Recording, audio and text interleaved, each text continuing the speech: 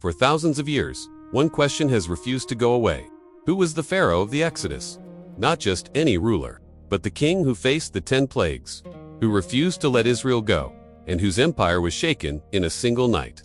History should remember his name. So why doesn't it? The most common answer is Ramesses II, the great builder of the 19th dynasty. And at first glance, it works. Exodus mentions the city of Raamses, case closed. Right? Not quite, because there's a problem most people miss. In 1 Kings 6:1, we're given something rare, a specific timeline, not symbolism, not metaphor, a number. The Exodus happened 480 years before Solomon began building the temple. That places it in the mid-15th century BC, not the 13th century where Ramesses II ruled. If that number is taken seriously, the Exodus doesn't belong to Ramesses' time at all. It belongs to a completely different dynasty. So why does Exodus mention Raamses? This is where an important concept comes in, anachronism. A later writer using a familiar name to describe an older location. The city once known as Avernus was later rebuilt as Pi-Ramesses, so the text may not be identifying the pharaoh. It may be updating the place name.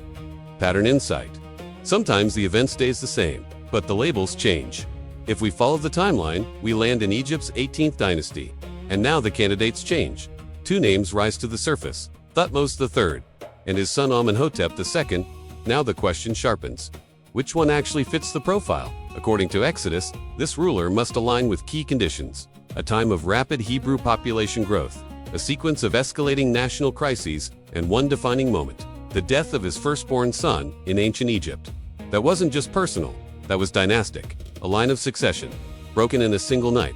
Now look at Amenhotep II. Historical records suggest he was not the firstborn son of Thutmose III, and his own successor was also not his firstborn. That's unusual, especially in a system built on continuity. Now here's where it gets interesting. His early reign shows strong military campaigns, but later activity appears reduced. That's debated, but it raises a question. What causes a powerful empire to shift direction so suddenly? Here's where the investigation gets difficult. Ancient Egypt kept detailed records, but they rarely recorded defeat. They preserved strength, victory, control. So if something like the Exodus happened, we wouldn't expect an inscription saying, "We lost." Even today, nations don't publish their failures. They reshape the story. And ancient Egypt was no different. Now, step back. Look at everything we've traced. Joseph, power centralized under a system that welcomed outsiders. Hyksos, foreign influence at its height. Thutmose I, a return to native control. Exodus, a confrontation with that system. This isn't random, it's a pattern.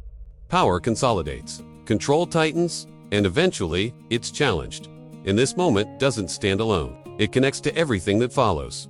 The crossing of the sea, the covenant at Sinai, the fall of Jericho. If this pharaoh can be placed in history, those events don't float. They anchor. So who was the pharaoh of the Exodus? Ramesses II, according to long tradition. Amenhotep II, according to the biblical timeline, or someone else entirely. The evidence doesn't force a single answer, but it does narrow the field more than ever before. And maybe that's the point. Because the deeper question isn't just, who was he? It's, what happens when power refuses to let go? Even when everything around it is breaking. Because sometimes history doesn't forget a name. Sometimes, it buries it. What do you think? Does the 18th dynasty timeline make the strongest case? Or do you lean toward the traditional view? Drop your thoughts in the comments. I read every one. And if you've followed this series, from Joseph to the Hyksos to now, this is where it all comes together.